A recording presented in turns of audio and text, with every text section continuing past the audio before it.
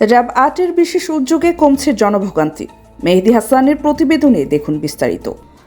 পবিত্র ঈদ উল ফিতর উপলক্ষে ঘরমুখো মানুষের নিরাপদ, স্বস্তিদায়ক ও নির্বিঘ্ন যাত্রা নিশ্চিত করতে বিশেষ উদ্যোগ নিয়েছে র্যাপিড অ্যাকশন ব্যাটালিয়ন ৮ বরিশাল।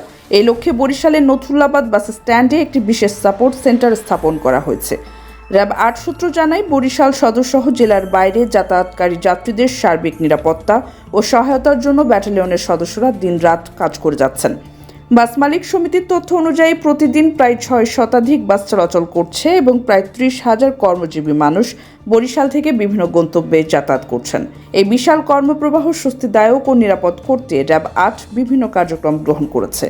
এর মধ্যে রয়েছে টেকেরহাট থেকে পটুয়াখালী পর্যন্ত এলাকায় প্রতি রাতে লিঙ্ক পেট্রোলের মাধ্যমে ২৪ ঘন্টার নিরাপত্তা নিশ্চিতকরণ, লঞ্চঘাট, ফেরিঘাট ও বাস টার্মিনালে বিশেষ গোয়েন্দা নজরদারি, যাত্রাপথে ছিনতাই, মলম পার্টি, ডাকাতি ও শয়তানের নিঃশ্বাস ব্যবহারকারীদের দমনে নিয়মিত টহল পরিচালনা, নথুল্লাবাদ সহ বিভিন্ন বাস টার্মিনালে বাস চালকদের জন্য বিশেষ ব্রিফিংয়ের আয়োজন, অতিরিক্ত ভাড়া আদায় রোধে নজরদারি এবং যানজটপ্রবণ এলাকায় ট্রাফিক নিয়ন্ত্রণের সহায়তা। র্যাব ৮-এর সিনিয়র সহকারী পরিচালক অমিত হাসান বলেন, ঈদ যাত্রা যেন সাধারণ মানুষের জন্য নিরাপদ ও স্বস্তিদায়ক হয় তা নিশ্চিত করতে আমাদের এই উদ্যোগ। যাত্রীদের নিরাপত্তা ও সহায়তা দিতে আমরা সর্বোচ্চ চেষ্টা চালিয়ে যাচ্ছি। র্যাব ৮-এর এই উদ্যোগে যাত্রী ও চালকদের মাঝে স্বস্তি ফিরে এসেছে বলে জানা গেছে।